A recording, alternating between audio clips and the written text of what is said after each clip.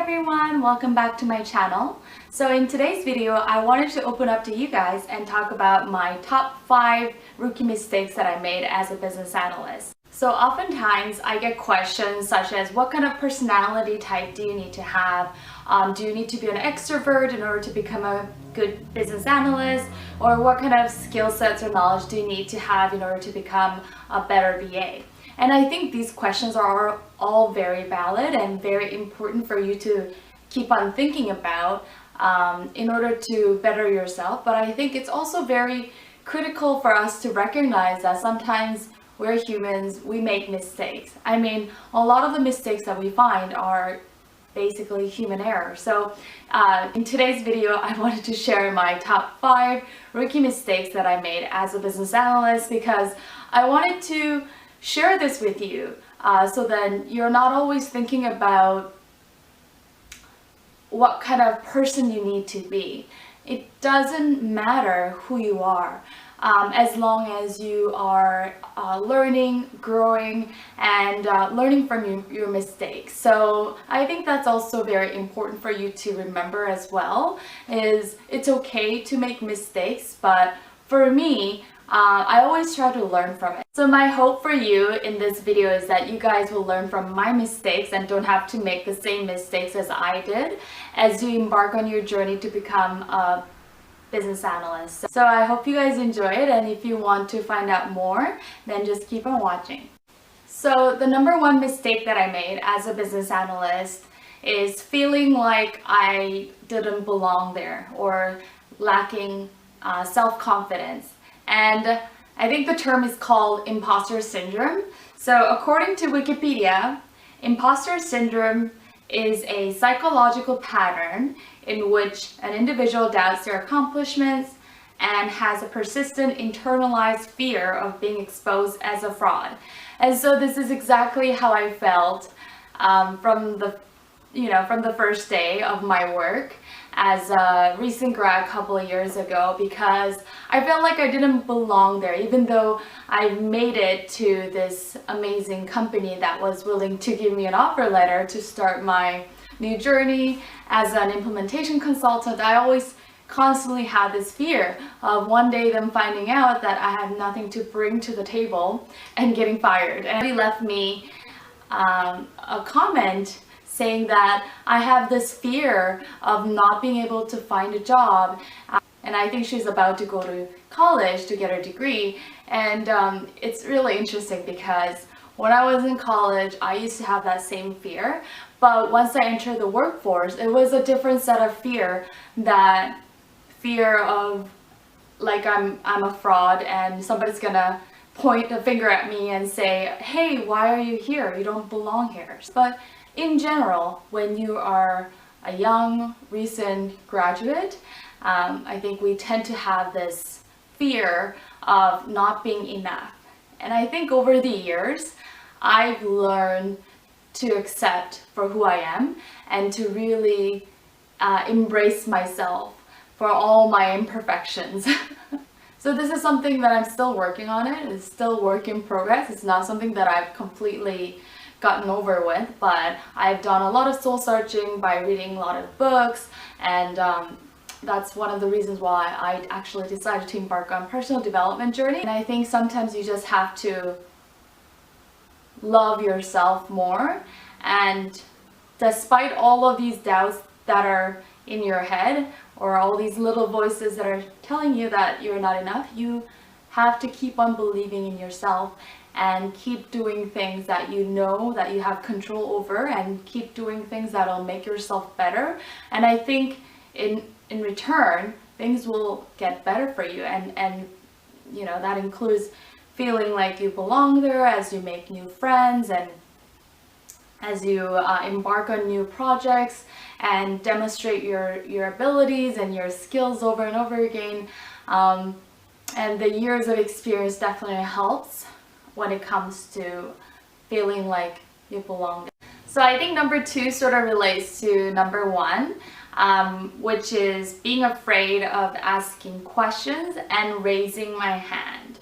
So in my previous videos, I've mentioned the importance of asking questions to clarify requirements as a business analyst. And it's so ironic that when I first started my journey as a business analyst, I was so deathly afraid of raising my hand and asking questions because I wasn't sure if it was my place to ask questions.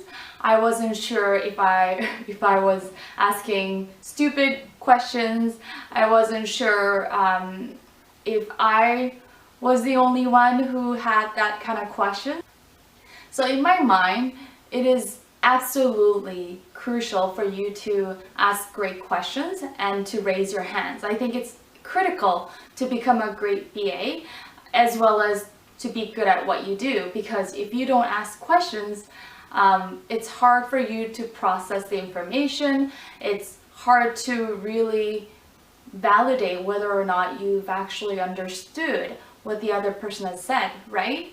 So now that I've been in this business and have a couple of years of experience under my belt, I'm realizing that people who ask questions are fast learners. They tend to be fast learners because they tend to understand and grasp concepts more quickly.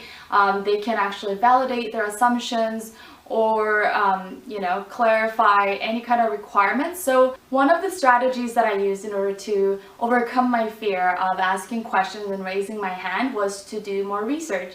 So what I mean by that is, in preparation for meetings, sometimes I would be going around asking questions to other people about, what are the topics, like what kind of things should I be aware of before this meeting. So I did meticulous meeting prepping, and just by gathering the data and information in preparation for that meeting, naturally I had a question or two. So sometimes I would just write them down in my notepad, and then when I went into the meeting, I felt more prepared. I felt like I was more in control, and if those questions that I had written down were not answered, then I would raise my hand and practice asking questions. And so over the years, I felt more at ease and more natural at asking questions, but it definitely didn't come to me naturally when I first started my job, as I mentioned before.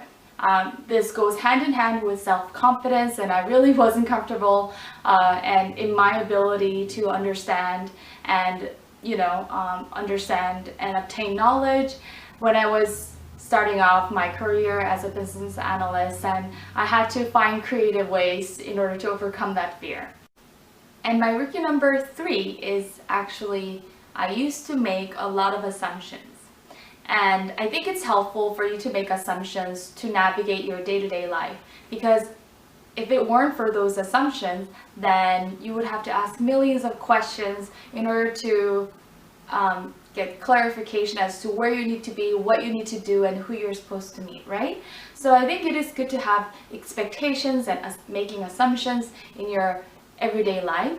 But when you put on a business analyst hat, I think it's important for you to not make certain assumptions, because oftentimes as a business analyst, your job and your projects that you work on bring about a lot of changes within an organization, and mostly a lot of those changes involve technology or involve new business processes.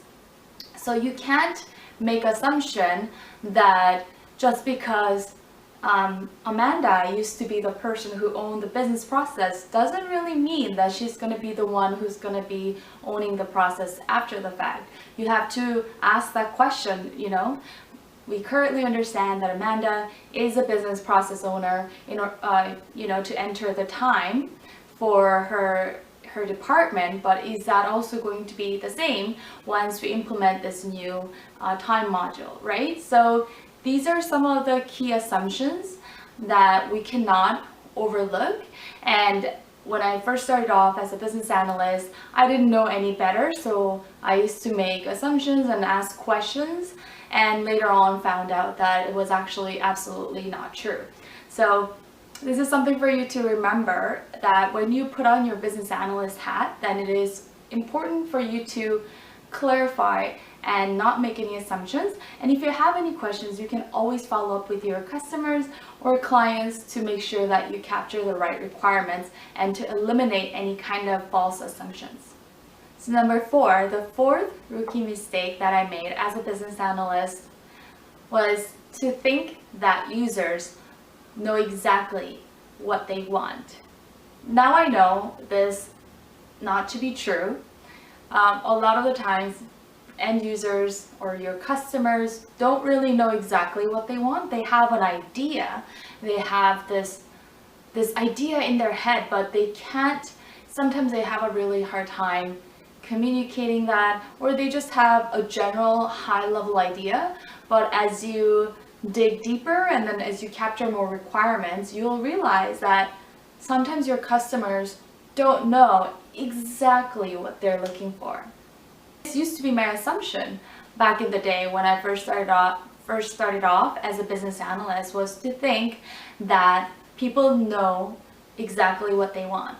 So when I used to sit down with them to elicit requirements and to ask them questions about product and what they're happy or not happy with and what kind of enhancements that they wanted to make, people used to tell me that they wanted this special custom enhancement to wipe out the number of receiving entries because they wanted to make sure that their warehouse people would physically go around the room and count the number of boxes or inventory. So they, instead of the system just automatically generating the number or the inventory count, they actually wanted an enhancement to wipe that feature out.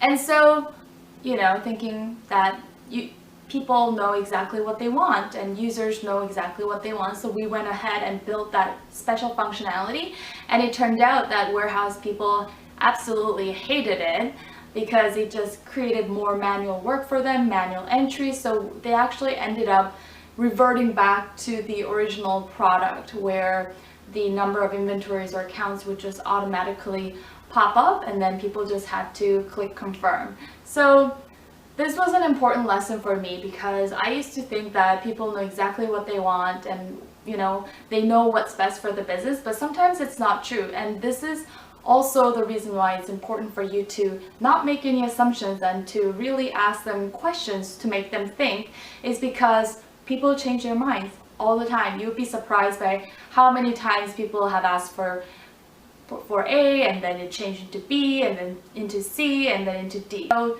this is the tree diagram that my professor showed it to me when I was still in school, and I think it's still very relevant and explains as to why asking questions and communication skills is so important. Is because this tree diagram really truly explains the gaps between people's understanding, right?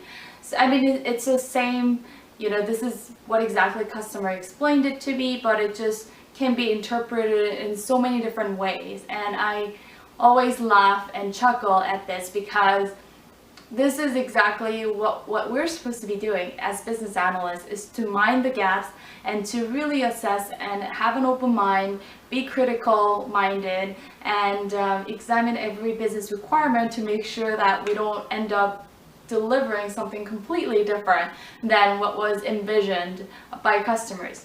And last but not least, I used to not know how to work collaboratively with my colleagues and to work more efficient. So, for example, as a business analyst, a large portion of my job is actually spent on testing products and making sure that they meet the requirements and doing quality control check before we pass on the product to our end users for their acceptance testing.